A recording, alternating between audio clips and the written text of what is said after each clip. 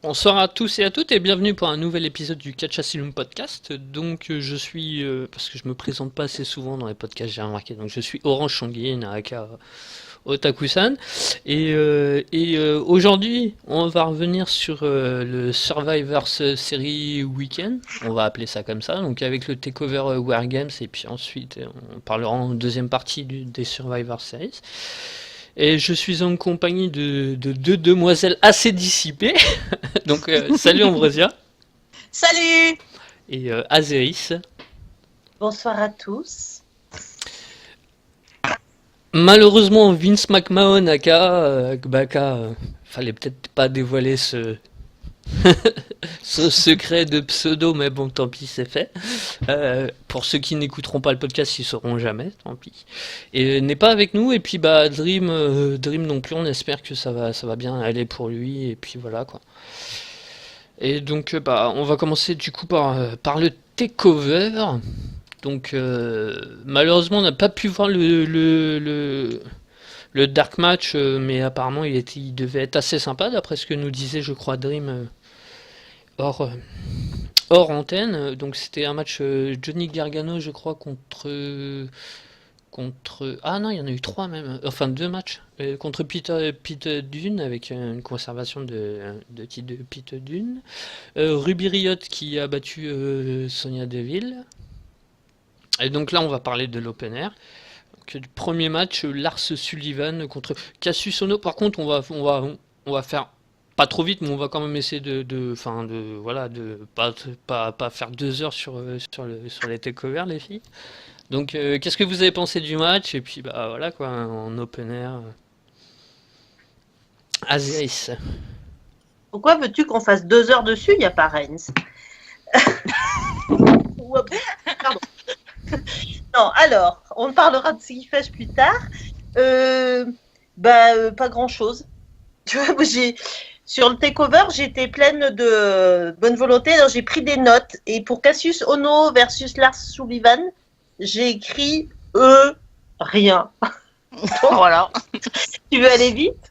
Ça va vite. Non, mais un match, bon, bah voilà, destiné à nous montrer que Lars Sullivan est le prochain Monster à la NXT et qui a accompli parfaitement son office en ce sens.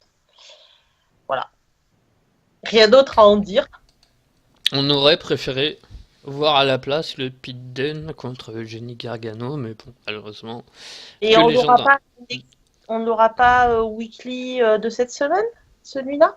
Je sais pas si c'est cette semaine, mais apparemment, oui, on pourra le revoir plus tard. C'est ce que Dream nous disait. Sur les dark matchs, c'est sur les weekly ensuite. Ah, d'accord. Sur Ah, bah alors, la... ouais. Bah alors, ne ratez pas les prochains weeklies de la NXT. Et toi, Ambrosia, qu'est-ce que t'en as pensé? J'en ai rien pensé non plus parce que moi je me suis ennuyée du début jusqu'à la fin. C'est pas du tout le catch que j'aime voir. Moi, quoi. Donc c'était trop brutal. Non, c'est pas du tout mon style et juste une démonstration de force de l'un des deux catcheurs là que je sais même pas les noms parce que comme j'ai arrêté de suivre les weekly, donc du coup j'ai du mal avec certains. Et c'est vraiment un match qui ne m'a pas du tout intéressé, donc j'ai rien à en dire, quoi. C'est celui que j'ai le moins aimé de ce takeover, ça c'est clair. Ouais, ouais. Bah, je vais aussi également confirmer ce que vous dites. Pas, voilà, c'est un peu on va dire l'accident de parcours du pay-per-view, enfin ou l'opener. C'est peut-être aussi pour ça qu'il a été mis en opener. On nous vend un nouveau monstre et puis voilà quoi, c'est tout, ça s'arrête là. Il y a des gens qui auraient préféré aussi voir Cassius Ohno, aka Chris Hero, en- un peu plus mis en avant, mais bon, peut-être que son tour viendra un peu plus tard. Ouais, mais après, je crois que voilà, comme on dit, c'est fait pour établir Sullivan et Cassius Ohno, il fait son boulot, quoi. Hmm. Parce qu'effectivement, le 2016 de Chris Hero, c'était quand même grandiose, hein. Donc c'est un peu compliqué de le voir Sur la dans scène cette... indé, ouais. Ouais, mais bon, après, il fait le job et il est là aussi pour ça. Il travaille beaucoup backstage sur les entraînements et tout. Donc il a un gros rôle dans les coulisses, hein, et c'est bien aussi. On peut pas avoir que des champions parce qu'il n'y a pas assez de ceintures. Du coup, on va passer au match suivant. Le match qui aura marqué beaucoup de monde, je pense, ce week-end, par le fait que, pour le coup, on en parle souvent de j'ai oublié le terme, excusez-moi. De match qu'on n'attendait pas et qui est en fait le match du show, quoi. Le show stealer, voilà. Et donc, et c'est devenu le show stealer parce que vraiment, il a, je pense, plu à énormément de monde. Gbaka était pas tellement d'accord, j'ai cru comprendre, mais parce qu'il en attendait beaucoup. Donc, le match Aleister Black contre Velveteen Dream, et ce fut un énorme match. Donc, Azeri, je sais qu'il t'a énormément plu ce match. Oui, j'en ai changé ma signature. Hein. J'ai vu ça. Alors, comment exprimer ça? Je sais pas ce que pouvait en entendre Gbaka. Parce que pour moi, ça a été parfait à tous les niveaux. Le build-up était sensationnel. Faut quand même dire, hein, Velveteen Dream, il se pointe à la NXT. On voit arriver avec ce gimmick casse-gueule. On se dit, mon Dieu. C'est exactement. On est en 2017. Qu'est-ce qu'il nous fout, quoi? Mais qu'est-ce qu'il nous fout? Et puis le type, il est tellement à fond dedans que ça fonctionne. Il est à fond dedans et il en fait juste. Il fait juste comme il faut, ce qu'il faut. Et l'avant-match pendant toutes ces semaines où il essaie d'obtenir d'Aleister Black qu'il prononce son nom. Enfin, Velveteen, c'est très simple. Il est passé d'un pétard, mais c'est quoi ce truc, à c'était le moment de chaque show à surtout ne pas rater. Et ça s'est senti dès l'entrée des mecs sur le ring, hein, parce que le public, il était à fond pour Velveteen Dream à chanter à Aleister Black, mais dis son nom. Et le match, mais c'est juste, à mon sens, c'est tout ce que j'aime voir dans le catch. Il y a des man games, il y a une histoire et puis il y a la couche sous-jacente, parce que vouloir de quelqu'un qui prononce son nom, c'est aussi être accepté pour ce qu'on est. Enfin voilà, et tout au long du match, les gimmicks super bien respectés, l'histoire dans le match, la personnalité des deux gars, le feu et la glace qui s'affrontent. Et même au plan in-ring, c'est juste superbe. Tout ça, voilà. Il y avait tout ce qu'il fallait, Et ouais, j'étais mais vraiment chamboulée. J'ai regardé Takeover le matin. J'ai mis la journée à m'en remettre de ce match. Parce qu'il y avait pas seulement juste un match sur un ring. Il y avait plein de choses. Il y avait eu plein de choses avant. Et puis il y a cette fin de match où Aleister Black prononce le nom de Velveteen Dream. Donc, enfin voilà, il y avait plein de choses et c'est tout ce que j'aime voir. Donc, et puis il faut quand même noter, quoi. Velveteen Dream, il a 22 ans. 22 ans. Alors, on est d'accord, hein, le gimmick, c'est un casse-gueule annoncé dans le main roster, parce que j'imagine pas un instant que ce soit booké correctement dans le main roster. J'espère que ça le sera, j'espère qu'il arrivera à surnager. Mais ce type, c'est un condensé, un concentré quasiment pur de talent, quoi. Ça a été l'éclosion d'une star. Et voilà, j'espère que ça va continuer comme ça. Moi c'est bon, je suis derrière, à fond. Et pour rebondir sur tout ce que tu disais, je me suis fait exactement cette réflexion-là quand je l'ai vu rentrer, parce que c'est une gimmick que je découvrais. Enfin, que je découvrais, je vais dire, je connaissais un petit peu, mais ce Velvet Dream, je le connaissais absolument pas, je connaissais pas la gimmick qu'il avait.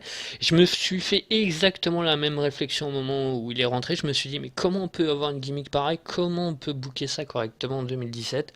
Enfin, je suis rentré dans le jeu aussi pendant le match et tout, j'ai vachement accroché. Mais pareil, je me suis fait cette réflexion dès le début à me dire, mais comment ça peut prendre un truc comme ça?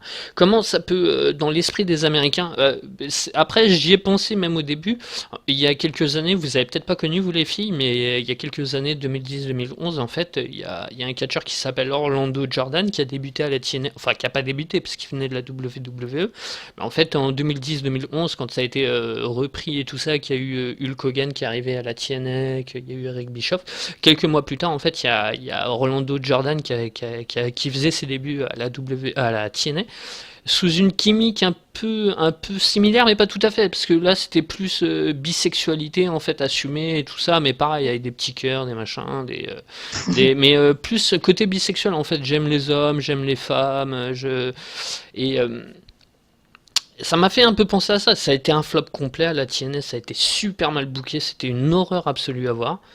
Et donc c'est pour ça que je pensais à ça, je me suis dit c'est un truc vachement casse-gueule, enfin à booker correctement, et tu te dis c'est typiquement le genre de gars, ça peut prendre à la NXT, ça prendra jamais en main roster, c'est pas possible.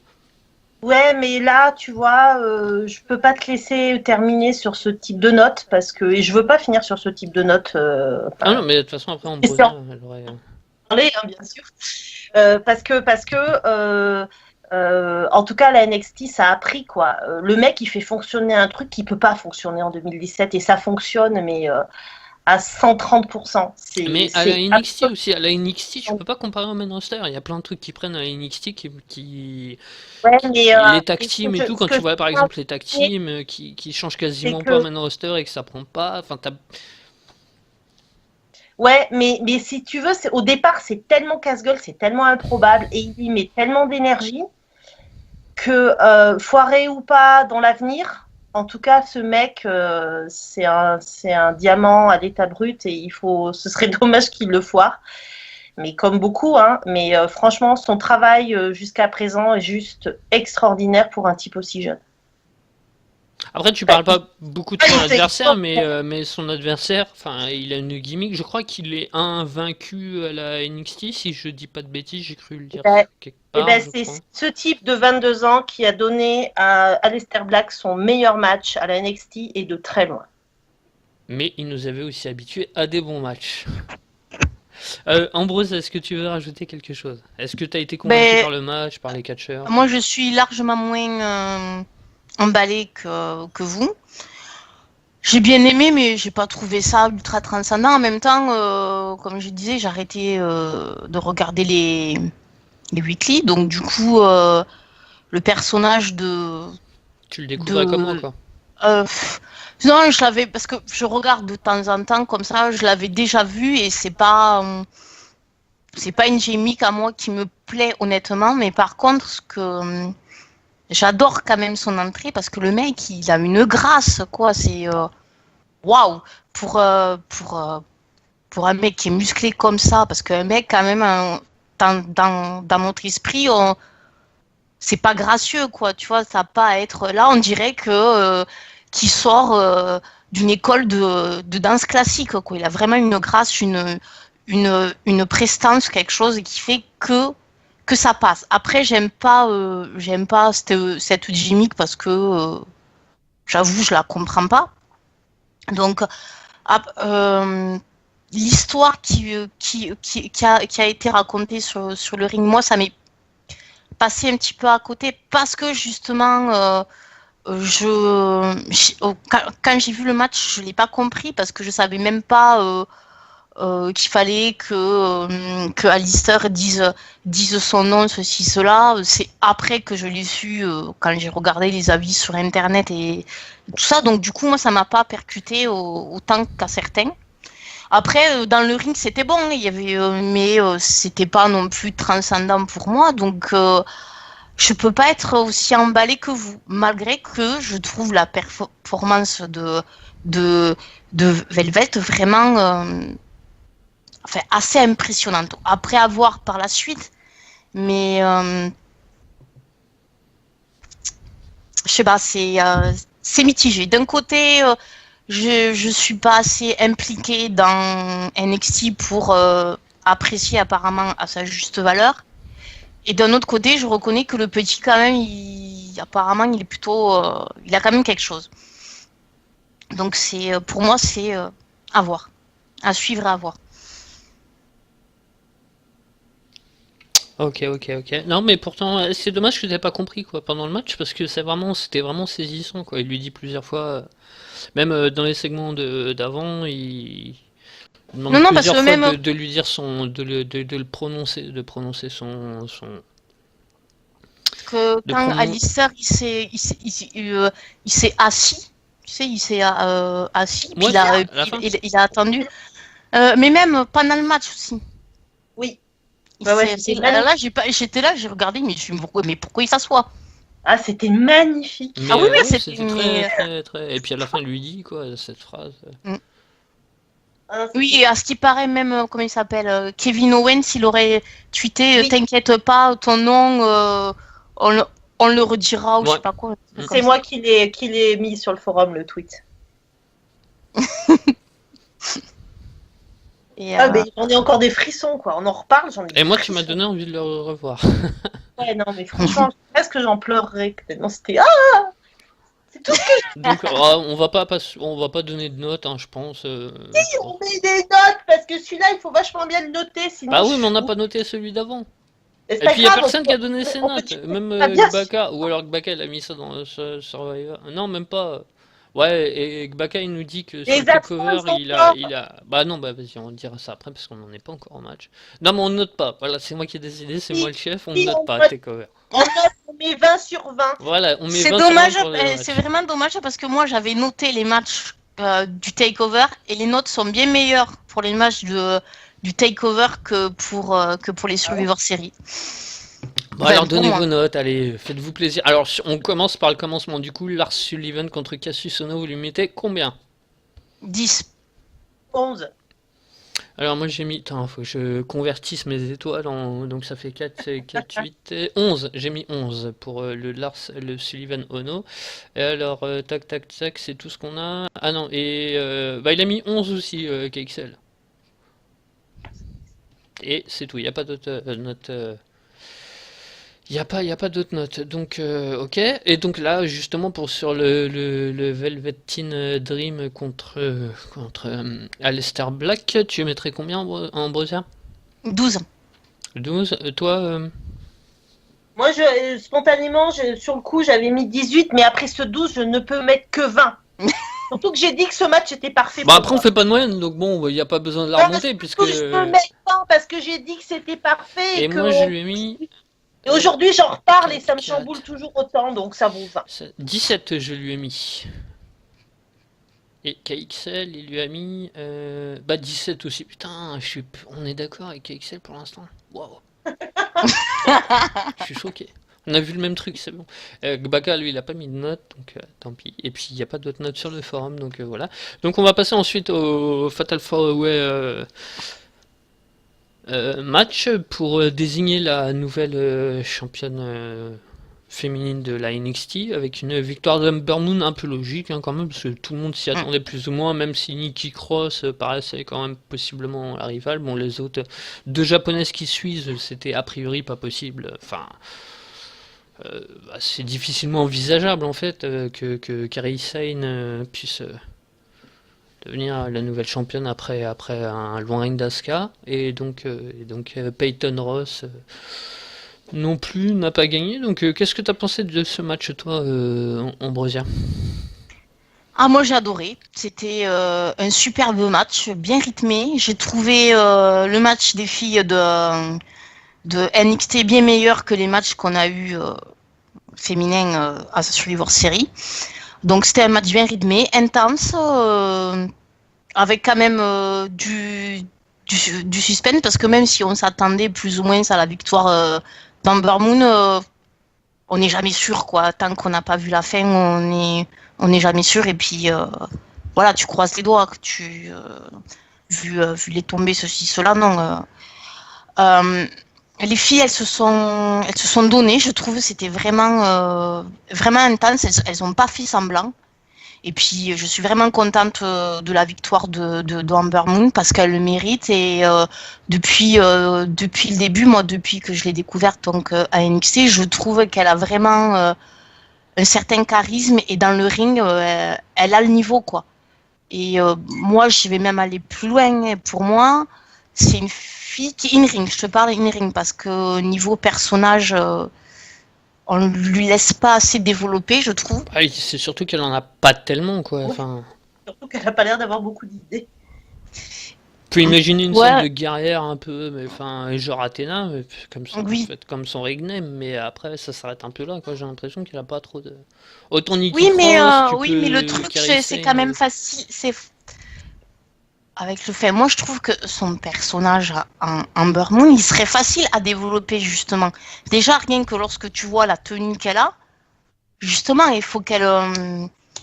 Mais en même temps, elle est fake, donc déjà, c'est un peu plus rude pour le développer, mais il faudrait justement qu'elle arrive, tu vois. Ouais, je suis la fille forte qui en impose, j'ai de la gueule, des trucs comme ça. Tu vois, moi, je la verrais dans un rôle comme ça, tu vois. Une vraie guerrière, quoi. Parce Et que, parce qu'au bout du compte, celle des quatre, des quatre, c'était elle qui avait un peu, même si elle a une certaine prestance et tout, c'est elle qui a à peu près le moins de charisme, le moins de gimmick, le moins de, enfin, alors, je suis personnage désolée, le mais là, les le plus lisse, quoi. Peyton Royce et compagnie, niveau charisme, c'est 0. Ça fait je sais pas combien de temps qu'elles sont à NXT et ça fonctionne parce que ça fait 20 ans qu'elles sont là Eh et non, elles ont des que gimmicks, enfin, tu vois, des gimmicks, elles ont un vrai truc. On aime ou on n'aime pas, mais enfin, elles ont un vrai truc, quoi. moi je trouve 0 charisme. Oui, ça fonctionne, mais parce qu'elles ont un personnage, enfin des gimmicks qui fonctionnent à peu près depuis qu'elles sont toutes les deux ensemble, mais tu les remets en solo, ben, ça vaut rien. Enfin voilà, moi je sais que non, moi je préfère largement niveau charisme Amber Moon. Elle dégage quelque chose quand elle arrive. Voilà, ça dégage quelque chose. Et mais il faut qu'elle arrive à en trouver son personnage et à le faire et à le faire évoluer. Et c'est pas forcément évident. Mais niveau in-ring, moi je la verrais bien plus que d'autres. Donc dans le roster principal. Mais là où le bas blesse, c'est son personnage. Et j'espère qu'elle va y arriver parce que elle mérite d'aller loin. Je trouve que. Azéris, est-ce que tu veux rajouter quelque chose? Moi, ça me dérange quand même quand une fille qui a 29 ans et qui a beaucoup tourné en indépendant n'a toujours pas de personnage. N'a aucune idée de comment avoir un personnage. Je veux dire, c'est pas. Après, si tu regardes bien, c'est quand même pas mal. Après, pas toutes, hein, mais c'est pas mal le cas de beaucoup de lutteuses. Déjà parce que au niveau lutteuse, par rapport aux lutteurs indés, t'as pas beaucoup de fédérations.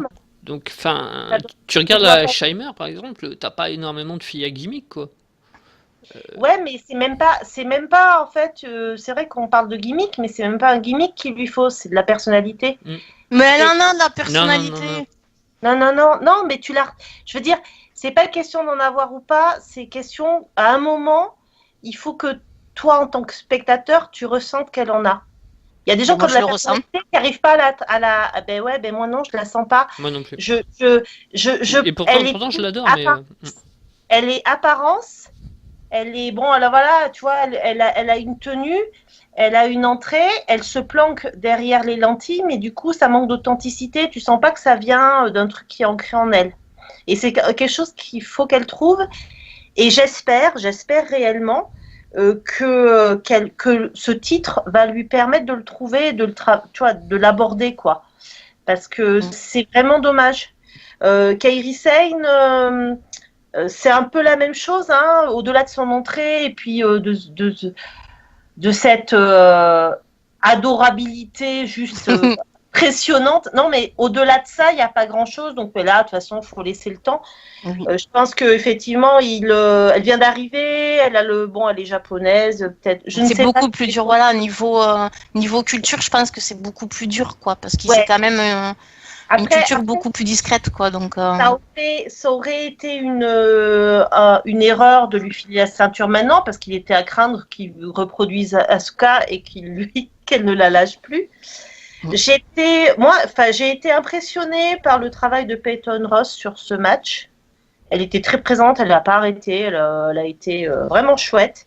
Après, puisqu'on parle de perso, moi je trouve qu'elle fait un sacré bon boulot en tant que personnage, mais c'est vrai que c'est pas la peste à grande gueule. Bon, on est d'accord, c'est pas très original, mais quand même, elle s'en sort bien avec Billie Kay. Je trouve que leurs segments, souvent en coulisses, sont assez marrants. Quant à Nikki Cross, moi, ça a été la déception du match, pas tellement pour elle, parce que elle, tu parles de personnalité, tu parles de charisme, tu parles de travail de personnage. Je veux dire, cette nénette, c'est une boule d'énergie c'est clair. qui irradie le chaos, quoi. Donc, on peut rien lui reprocher sur ce plan-là. Et j'ai été déçue qu'elle soit pas plus mise en avant, et presque j'aurais vraiment préféré que ça soit elle la championne. Voilà, le match, je lui ai trouvé rien de particulier. Après, effectivement,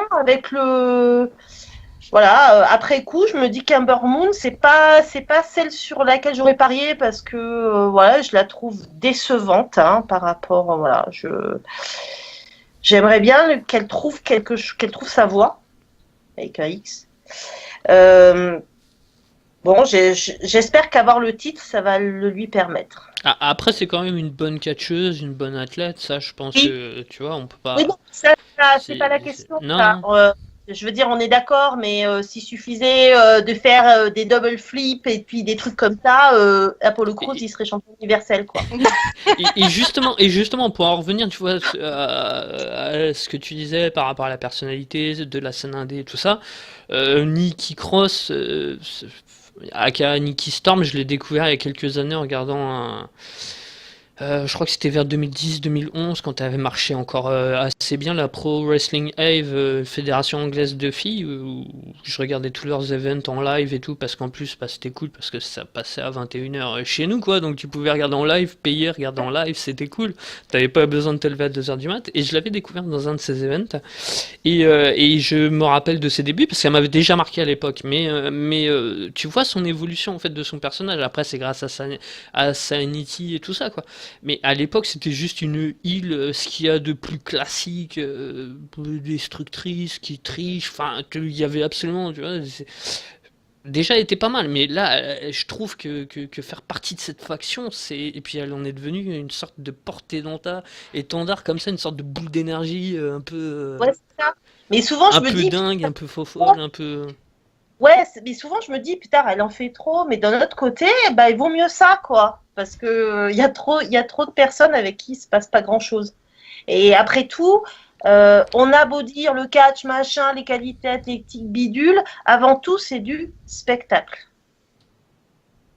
Et c'est bien d'avoir de l'énergie, de la personnalité quand on est dans du spectacle.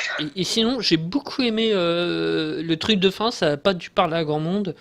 Mais parce que bon, elles avaient eu un match ensemble, donc peut-être que voilà, c'était. Et puis l'ancienne championne qui donne la ceinture. Mais si j'ai une bonne mémoire, et je crois que j'ai une bonne mémoire, enfin, elles ont longtemps été rivales toutes les deux, Asuka et Athena sur la scène indé, notamment à la Shimmer, elles ont longtemps été en feu de là-bas, et donc je sais pas si c'est pour ça ou juste l'ancienne championne qui donne la ceinture à la nouvelle. Ouais, mais moi je l'ai pris plus pour leur ancienne feud, donc pas de la NXT, quoi, leur ancienne feud. Ouais, non, mais oublie ça. Oui, je sais, mais enfin je me dis, voilà, c'est cool. Et si tu te contentes de ce qui s'est passé à la NXT, Amber Moon n'a jamais été capable de battre Asuka. Il aura fallu que Asuka abandonne son titre pour qu'Amber Moon le gagne. Et finalement, c'est pas tellement en faveur d'Amber Moon. Donc, il aurait mieux valu qu'Asuka ne la voit pas quelque part. Voilà. Mais bon, voilà, on repart sur de nouvelles bases. Ember Moon va découvrir plein de trucs à faire avec cette ceinture et tout ira bien. Et déjà se trouver une gimmick, ça pourrait être pas mal. Ou en tout cas, une Autre personnalité, un chose, truc plus qui un puisse déguisement, ouais. Plus approfondi. plus approfondi, oui. Bah, du coup, vos notes, les filles. Donc, Azeris, tu mettrais combien? 14. Alors, moi, j'ai mis 12, 15. Wow, putain, qu'est-ce que j'ai été généreux. Non, attends, c'est pas 15. Ah, si, c'est 15. Si, c'est 15. KXL, lui, il a mis. Alors, attends. 13. Ouais, c'est ça, 13. Est-ce qu'il y a d'autres notes? Non, et toi, Moi, j'avais mis 14. 14. Ok. C'est marrant comme avec un discours différent, on aboutisse à la même note. Hein. C'est clair, ouais.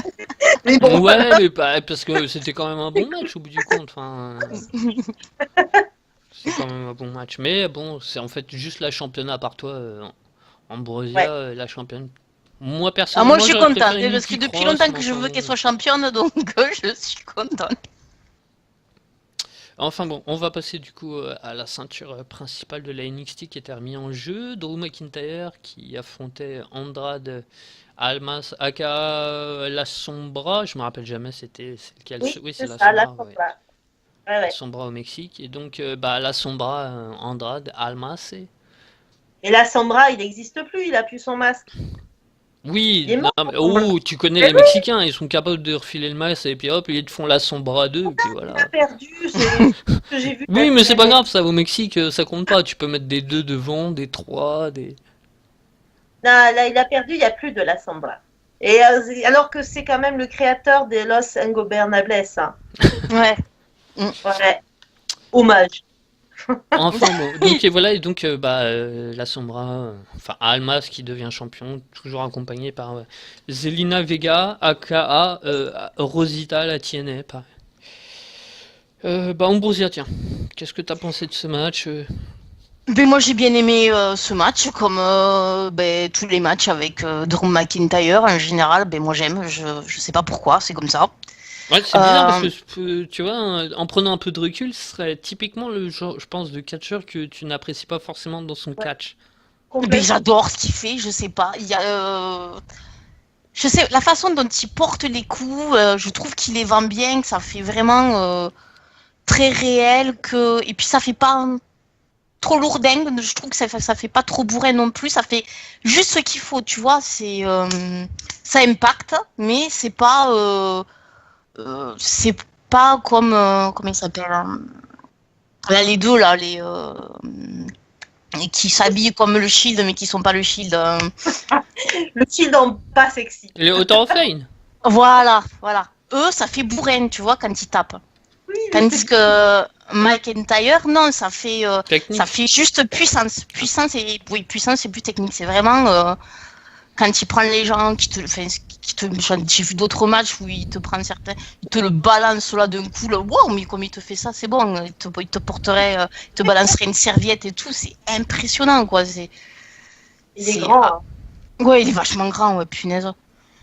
Et non, moi j'ai trouvé que le match était intense, qu'il était bien rythmé, parce que justement, là, c'était sur ce match-là, les deux sont capables d'être rapides dans le ring, chose que tous les catcheurs qui donnent de sacrés coups ne sont pas forcément capables de faire. Donc c'est pour ça, McIntyre, il est capable d'être intense et rapide. Donc du coup, c'est pour ça que j'aime bien, je pense. Et donc voilà, pour en revenir au match, donc c'était un match sympa à voir, avec de beaux spots. La victoire d'Andrade ne me dérange pas, parce que pour moi, je trouve que c'est un très bon lutteur. Moi, j'ai toujours aimé, moi je l'ai connu que à la NXT et j'ai toujours aimé ce qu'il a proposé. Donc ça ne me dérange vraiment pas. Je trouve qu'il a le niveau pour être champion. Je parle in ring après. Heureusement qu'il a sa copine là pour le mettre. Zelina. Zelina, voilà. Un peu plus en avant. Et le seul truc qui m'attriste, c'est la blessure de McIntyre. Et du coup, ça risque de nous priver de certains futurs beaux matchs, je pense. Ou pas. Ben écoute, moi j'attendais quand même un McIntyre contre Adam Cole. J'attendais ça. Ben, Baby. voilà. Faut dire Adam Cole Baby, sinon on connaît pas. Il n'y a pas de Adam Cole tout court. McIntyre et la moitié de McIntyre. Donc voilà, non, c'est.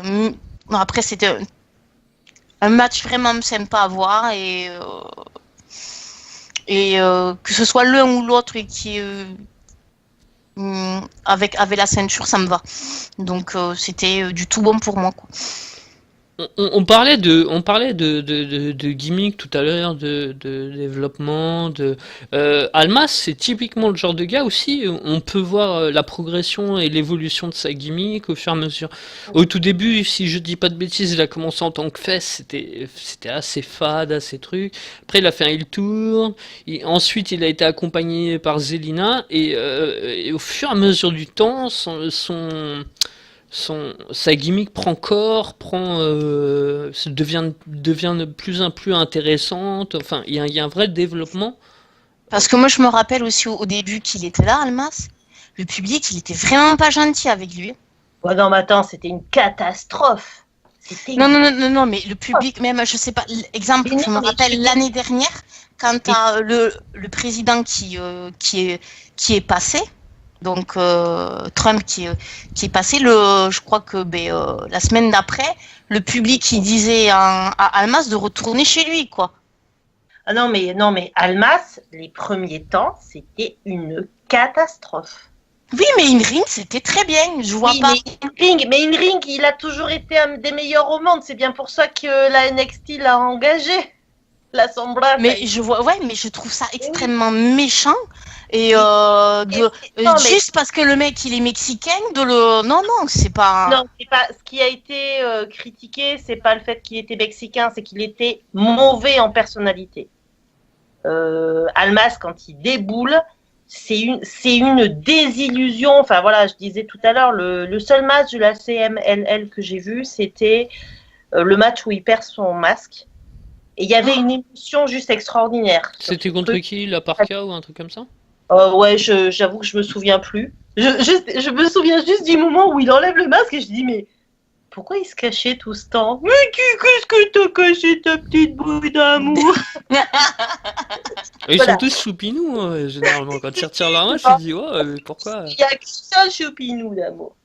Bon, on en reparlera tout à l'heure.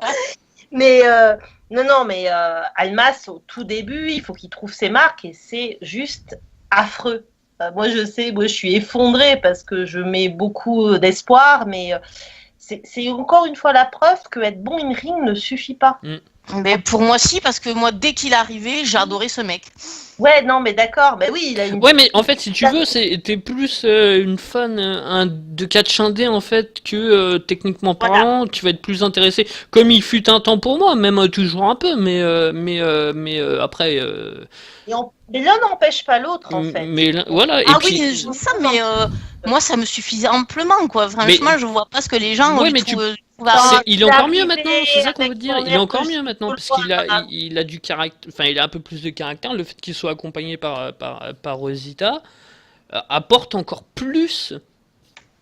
Oui, ok, mais c'était pas une raison pour être aussi méchant avec, quoi. Je comprends pas ce que. Dans le sens où, à un moment, de toute façon, t'as le public qui manifeste son désaccord. Alors forcément, c'est désagréable, mais à côté de ça, si t'as pas ces dérapages inexcusables, hein, je suis d'accord avec toi, ben peut-être que personne ne se bouge et personne ne lui permet d'atteindre le niveau qu'il a aujourd'hui. Après, il y a aussi, ça fait aussi un peu partie du catch, toute cette fanfaronnade aussi, Ambrosia, parce que au même moment, au Mexique, à la AAA, t'avais un groupe qui s'est formé avec des t-shirts pro-Trump.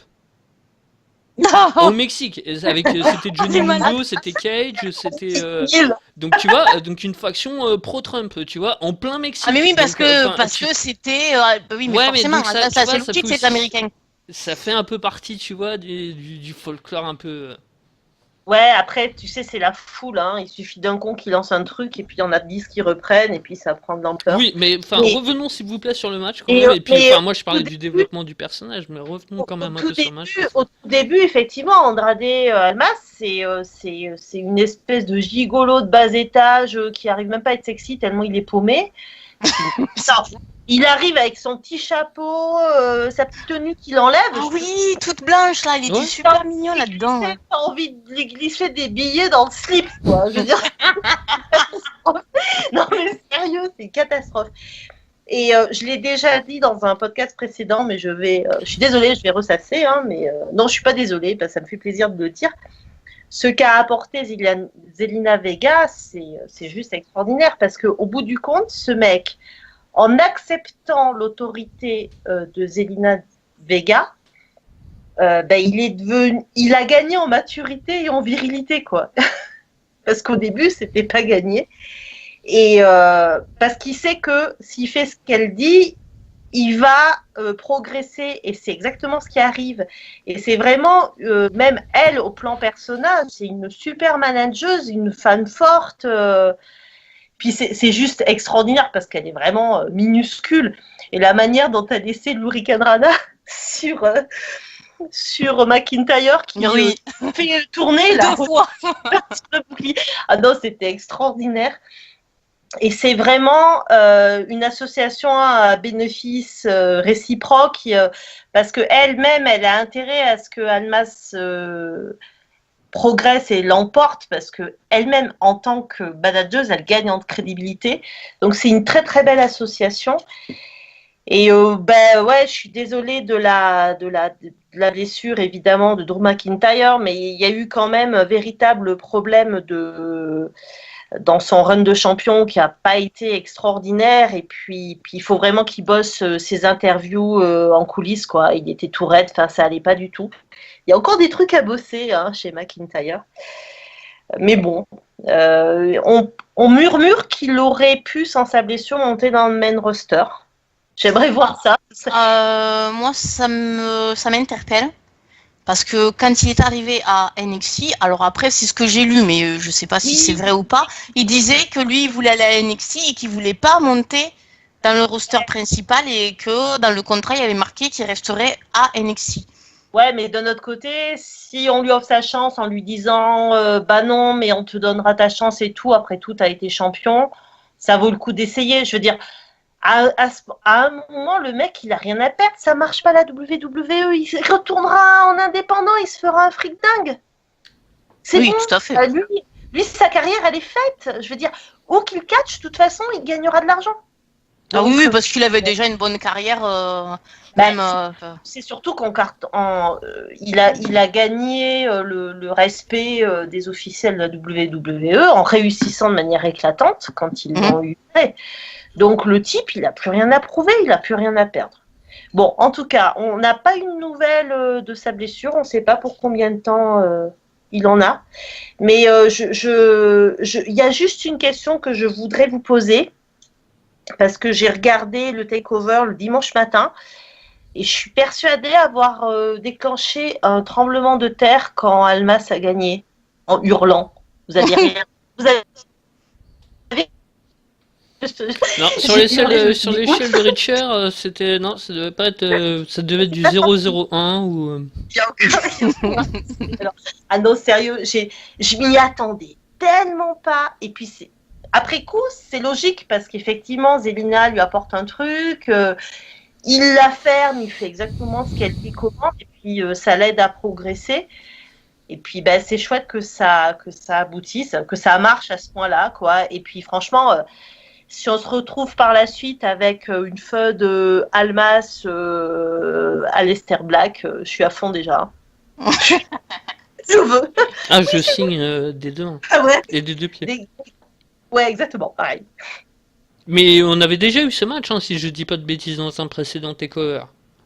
Oui, mais une fun. Non, mais je dis juste qu'il y a. Voilà, c'est tout. La production parce que au moment où Aleister Black arrive, c'est Almas qui sert à introduire les nouveaux venus. Mais maintenant, il est passé au niveau supérieur, donc une vraie FUD, ça pourrait. Puis avec Zelina Vega au micro, franchement, c'est bon, quoi.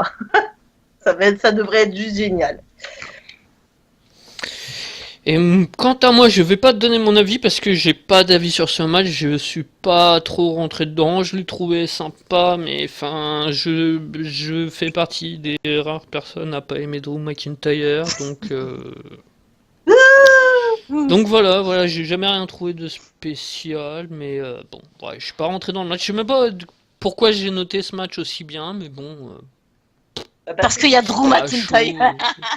Parce qu'il y a Parce que Almas et qu'Almas a gagné Voilà. peut-être. Donc McIntyre plus petite, plus en main event. Voilà, c'était peut-être ça. Donc du coup, bah, on va passer aux notes du match. Non mais désolé, j'ai un peu cassé votre ambiance, mais ouais, je suis vraiment pas fan. Non, moi, je Mais peux c'est vous comme le main rattraper event, sur hein. le Je me dis mais pourquoi j'ai donné une note aussi basse alors que j'en ai encore de bons souvenirs et tout. Je sais pas, peut-être à chaud, j'ai avec le recul, j'ai pas le même. Ouais, change toujours. Enfin bon, bah voilà, je lui ai mis 13, mais enfin ouais, ouais, j'ai été sympa, j'ai été très gentil avec ce match. KXL, alors lui KXL il a mis 16 pour ce match, Almas contre Drew, et toi Ambrosia? 15. Et toi Azeris? 15 aussi. Ok, donc ça fait une note de 14. Là, je peux faire la moyenne parce que si je dis pas de bêtises, ça doit faire 14, hein. Ah, ça peut être comptable de tête. Et donc, on va passer au main event. Donc, le War Games, c'est une stipulation de retour après XX années, une stipulation qui venait de la WCW, la feu WCW. D'ailleurs, si vous, une petite coup de pub, si jamais vous voulez relire l'histoire de CFD, c'est trouvable sur le forum dans la partie Autres fédérations. Il y avait eu plein d'articles qui avaient été écrits dessus, vraiment intéressants, du début jusqu'à la mort de cette fédération, qui était en rivalité à l'époque avec la WWE dans les années 90. Donc voilà, petite pub de passé. Et donc, bah, avec ce match, avec la une disputée de. Oh là là, putain. C'est des mots, quand ça finit par ED, j'arrive jamais à C'est les horrible. dire. J'arrive jamais à les dire. Parce que tu dois pas les dire, mais en même temps, faut que ça s'entende. Enfin, du coup, c'est une horreur. La RA, quoi. Avec Adam Cole, Bobby Fish et Kyle O'Reilly contre les Sanity de Young, Wolf et Dane contre les Author of Pain et Roderick Strong qui s'étaient associés pour l'occasion. Avec une victoire, bien évidemment, des anciens de la ROH, Adam Cole, Baby, j'ai oublié de dire Baby déjà la première fois, c'est pas bien, Bobby Fish et Kyle O'Reilly. Donc bah, on va commencer par toi, Ambrosia, parce que Azeri, je sais pas si tu connaissais déjà un peu plus ou moins cette stipulation. Moi, j'avais vu quelques extraits de match à l'époque, notamment avec Rey Mysterio et tout ça, donc je connaissais plus ou moins le système. Et je pense que toi, Ambrosia, c'était une découverte totale de Ah cette. oui, une totale découverte, mais alors Cette vraiment le double truc, cage, ils auraient dû faire ça, mais beaucoup plus tôt parce que c'était génial. Moi, j'ai adoré. C'est mon match préféré de tout le week-end. Franchement, c'était vraiment très divertissant, fun. C'était un bordel immense sur le ring, en plus avec des tables, des poubelles. Mais un sacré bordel. C'est vraiment un joyeux bordel, comme on dit. C'est t'as les Author of Pain qui balancent des humains comme des sacs à patates d'un ring à l'autre. C'était mon Dieu. Et d'habitude, tu regardes pas les matchs en plus, si je dis pas de bêtises, quand il y a les Author of Pain. Hein, Ouais, mais là il y avait quand même les Author of Pain. là il y avait les Undisputed, donc c'est mes préférés à NXT, donc et puis en plus voilà, rien que le wargame, quand tu connais pas, voilà, fait c'est logique, t'as envie de savoir, tu sais. Et non, franchement, moi j'ai adoré. J'ai trouvé que bien sûr les Undisputed sont vraiment très bons. I don't call baby. Moi j'ai adoré quand il s'est retrouvé au-dessus de la cage là et qu'après t'as les autres là, ils sont arrivés, il y a tout le monde qui est tombé en même temps. En même temps, j'ai adoré ce moment, mais en même temps j'étais déçue parce que quand il est monté, qu'il était là et qu'il a regardé, qu'il a commencé à regarder en bas, je me suis dit, oh là là, il va nous faire une Jeff Hardy, trop bon et tout. Oula, Et non, non, tu lui en demandes pas trop. Pas Jeff Hardy, bon. Je lui en demande pas trop, hein. C'est Adam Cole Baby, c'est pas. Et, euh, et du coup, j'étais un peu déçue qu'on n'ait pas eu une Jeff Hardy, mais vu ce qui s'est passé. Jeff Hardy pour ça. Mais vu ce qu'on a eu par la suite, c'était génial. Même quand à un moment donné, toujours Adam Cole, baby, il se retrouve assis entre les rings. Là, t'avais tout le monde. Là, je me rappelle plus trop ce qui s'est passé, mais t'as tout le monde qui s'est retrouvé par terre. Après, je sais plus quel prix ça a été. Quand que il lui, a c'est jeté, quand il y a un mec qui a été jeté sur tout le monde, je crois bien, si je dis pas de bêtises. Non, c'est Roderick Strong qui a été soulevé et qui a été jeté par les Author of Pain, mais volontairement, donc jeté pour écraser tout le monde en face. Et que t'avais Adam Cole, baby, qui lui était assis, puis qui était là, royal, moi j'ai rien du tout. Ah oui, non, d'accord, non, c'est autre chose, ouais, d'accord. C'est la double power bomb, la double. Je crois que tu dois plutôt faire référence à ça. Et lui, il est en plein milieu, il est encore en haut. Ouais, il était là, tranquille, c'est la fête, moi j'ai rien, le mec. Mais c'est super marrant, c'est vraiment. Tout était très bien trouvé, vraiment. Pour moi, ce match était vraiment parfait. Si vous voulez vraiment faire la pub pour le Wargames, il ne pouvait pas mieux faire à mon avis. C'est un match qui tabasse dans tous les sens du terme. Et puis, bien sûr, je suis super contente de la victoire des Undisputed. Et tombée de Adam Cole, donc très bien. À noter que Kevin Owens était là et il avait le t-shirt des Undisputed. Ça aussi, ça faisait plaisir. Ah oui, ouais. Je crois que je l'avais fait remarquer sur la box en plus au moment où je regardais parce que j'avais mon PC d'allumé. Je me suis dit, oh, faut que je partage ça parce que c'est trop énorme, quoi. Ah ouais, j'étais là trop contente. C'était trop mignon. Et non, c'est génial, quoi. Il n'y a pas d'autre mot. C'est ravi d'un bout à l'autre, quoi. Et j'ai hâte de revoir d'autres matchs dans ce style-là. Là, je dis bravo parce que on a eu le plus beau match du week-end. Ouais, match qui a quand même, j'ai vu, bah, notamment sur la box quand je me suis qui n'avait pas l'air d'avoir convaincu certains membres. Je crois que c'est François et Freddy qui avaient l'air de sous-entendre qu'ils avaient été déçus par ce match. Je sais plus exactement quel message ils avaient laissé, mais enfin, ça avait l'air de sous-entendre qu'eux n'avaient pas trop accroché. Et par contre, bah, en plus, apparemment, d'après ce que disait KXL dans son post, c'est que le Adam Cole Baby, pourtant Adam Cole était quand même apparu plusieurs fois à la NXT, c'est la première fois qu'il le lâche. Donc il y a aussi un symbole derrière, les gens attendaient. Je crois que c'est au moment où il monte en haut de la cage qu'il le dit. Enfin, en plus, tu vois, tu gardes ce truc-là. C'est vrai que tous les fans le connaissent. Enfin, c'est là où tu vois que les spectateurs de la NXT sont pas les mêmes que ceux notamment en main roster. Tout le monde attendait plus ou moins ça et tout, et puis il le sort comme ça et puis voilà quoi. Les gens comprennent, les gens suivent et puis ça te met un peu presque un public en transe par la même occasion. Et toi Zéris, qu'est-ce que t'en as pensé alors de ce match? Bon, bah déjà, je suis désolée, hein, je vais faire J'allais la face sympa.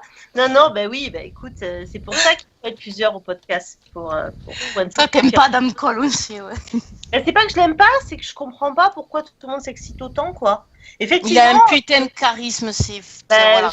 Bah ouais, mais tu vois, moi personnellement, je ne le ressens pas. Même si je suis d'accord, gueuler à plein poumon Adam Cole Baby, c'est vachement agréable. C'est clair.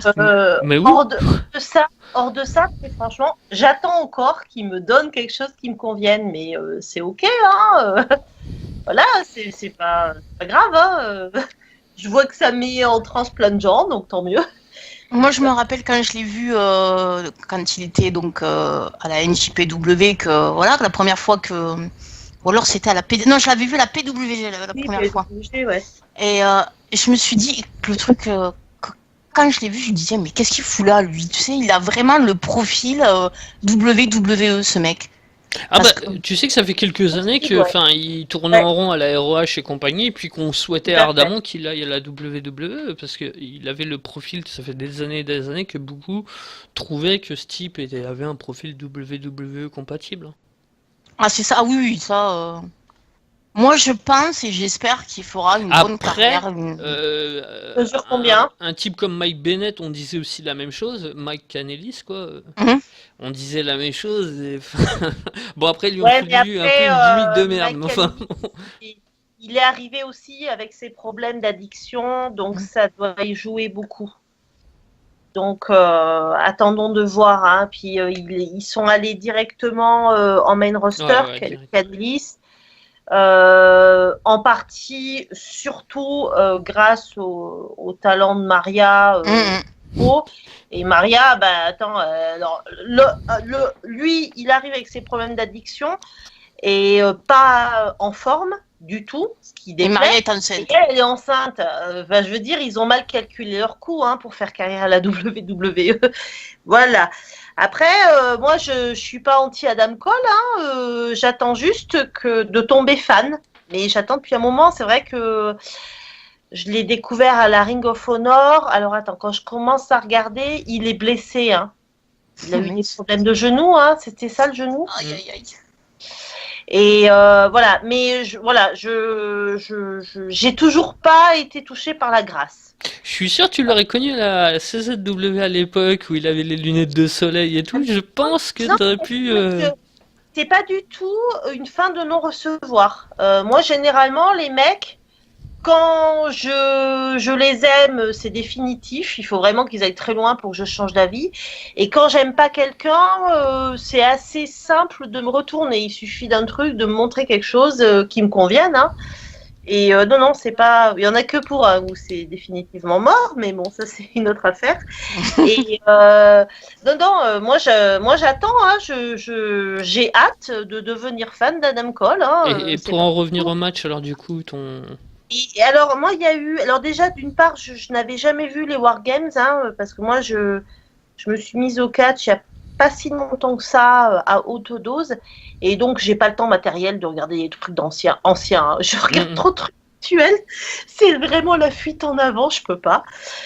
J'en ai pas vraiment la curiosité non plus, mais j'ai lu que ce n'était pas Non, exactement les entrées, identique. tout ça, non, non, c'était pas identique. Le ring, le truc à l'intérieur, oui, mais les entrées et tout, c'était pas. Je Voilà. sais pas, Ouais, c'était. c'est pas assez. Mais ça a été modernisé en fait. Enfin, ils ont essayé de Ouais, et puis moderniser. il y avait pas de toit. Ils ont enlevé le toit par Oui, rapport à. exact, exact. Ouais, ouais. Et alors, ouais, après, c'était assez sympa d'avoir les équipes qui arrivaient, bon, soi-disant au hasard. Ah non, alors moi, tu vois, j'ai trouvé que c'était le gros point faible du truc. C'est Ah qu'il ouais? rentrait une équipe par une équipe. À la limite, un par un de chaque équipe, à la Voilà. limite, ça aurait eu du sens. Mais après, ça te donnait pendant 5 minutes une surdomination d'une équipe. Les autres, tu les voyais C'est plus. ça qui était sympa. Ouais, mais Et enfin, puis, c'était. puis, Disons que pour le suspense, c'était moins bien. mais oui, mais à un moment, C'est limite si tu des regardes, squash match pendant 10 minutes, quoi. Le temps que ça oui, devienne mais un gros oui, mais bordel. attends, Donc. je suis désolée, mais on passe beaucoup de temps de notre existence à se régaler, à voir des mecs se filer des baffes. Si à un moment tu prends pas du plaisir à en voir 3 sur 1, c'est que t'as rien à faire là, quoi. Je suis désolée. Eh ben, d'accord, ok, bah c'est bon. Moi, je pars du Non, podcast. J'ai rien à faire là. non, non, mais je veux dire, J'arrête de regarder, puis voilà le c'est catch. fan aussi, puis c'est surtout que tu sais que de toute manière, le restant de l'équipe va Oui, oui, arriver. non, mais je sais, mais enfin, je trouve. Non, moi j'aime bien Ça ce te côté ralentit, enfin, ça te là. tue le truc. Après, les mecs, une fois qu'ils ont tabassé, ils s'arrêtent de catcher pendant 2 minutes, ils tournent en rond sur le ring. Enfin, c'est vachement. Eh ben, Ça donne beaucoup de eh temps, ben, hein, on n'est ça. pas d'accord. Et alors du coup, moi j'ai deux questions. Premièrement, donc quand Sanity est enfin libéré de sa cage, c'est là qu'il y a plein d'armes et d'objets qui surgissent. Donc première question, c'est moi je passe mon temps à me dire mais pourquoi est-ce que les autres ils ont pas fait pareil déjà. Ceci étant dit, j'ai adoré ce moment où Killian Dane avale la clé. Je trouve ça génial. Et aussi, un peu avant, je sais pas si vous avez bien apprécié, c'est au moment où t'as l'impression que. Alors, c'est Wolf, je crois, qui fait genre il va rentrer dans la cage. Enfin, tu le sous-entends, et puis les gens ils disent we want table, we want table. Et Oui, limite, t'as l'impression, il revient en arrière, il prend une table spécialement ouais, pour eux, ça. et tu peux te dire Ouais, même, mais à la limite, ça veut dire qu'il s'était pas prévu la table, quoi. Tu te dis, ouais, de toute façon, à un moment sur ces matchs à stipu, le public il gueule We want ouais, table. ouais, ouais, mais enfin bon, c'est quand même la réaction, en fait, la réaction de Wolf C'est bien est. joué. Non, mais c'est bien, t'apportes de l'eau à mon moulin, comme quoi Alexander Wolf est vraiment extra. Très bien. Et la deuxième question que j'avais à poser, est-ce qu'il était possible, parce que j'ai pas lu précisément les règles au départ, était-il possible d'arrêter le match en sortant de la cage? Je sais pas. T'étais éliminé. C'était marqué Voilà. sur les règles. En fait, si Ah ben jamais voilà. tu sors de la cage, t'es éliminé. Donc ben ça va, ça me Tu rassure. pouvais pas parce que escape, je quoi, tu comprenais pouvais pas pas t'échapper. pourquoi- Voilà, tu pouvais pas.